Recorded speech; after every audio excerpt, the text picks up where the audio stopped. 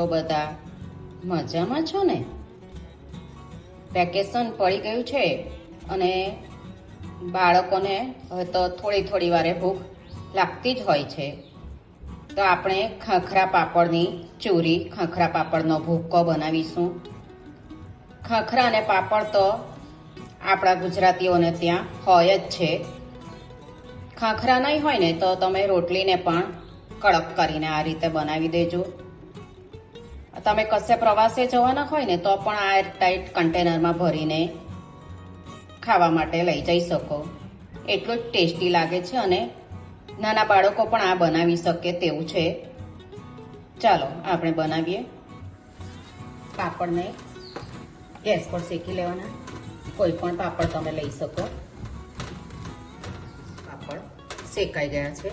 ખાખરાને આપણે ચૂરો કરી લેવાનો છે. તરત જ બની જાય છે આ. અને પાપડમાં પણ એમાં જ કરી લઈશું.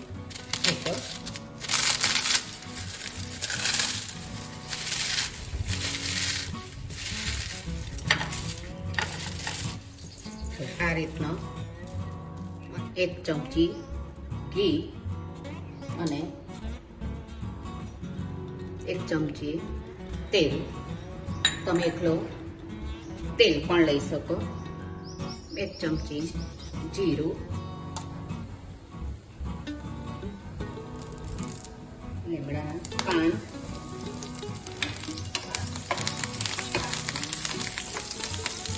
અને કાચા શેંગદાણા,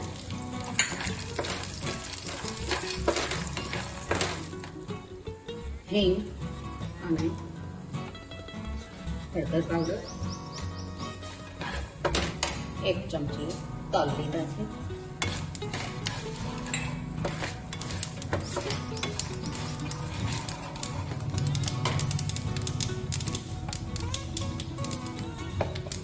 સ્વાદ પ્રમાણે પાપડ અને ખાખરામાં હોય છે એટલે તે પ્રમાણે લેવાનું. થોડો બ્લેક સોલ્ટ, સંચળ પાવડર,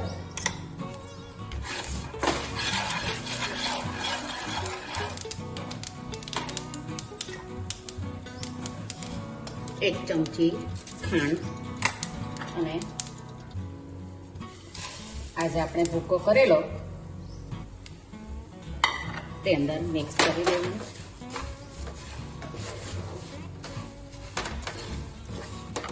લાલ મરચું પાવડર,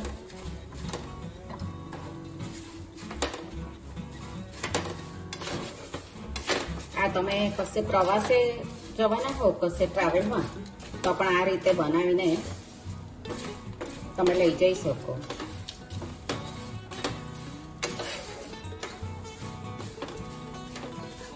ખાખરા પાપડની ચૂરી કે ખાખરા પાપડનો ભૂક્કો તમે જે કહેવું તે બની ગયો છે. ખાવા માટે તૈયાર છે આપણો ભૂક્કો ખાખરા પાપડનો. આમાં તમારે અત્યારે કાચી કેરી ખૂબ જ આવતી હોય છે એટલે આમાં તમે કાંદો, ટામેટું કે કેરી પણ આમાં બહુ જ સરસ લાગે. જેટલું ખાવાનું હોય તેમાં આપણે કાપીને નાખવાનું અને બીજું આને એક એરટાઈટ કન્ટેનરમાં ભરી દેવાનું.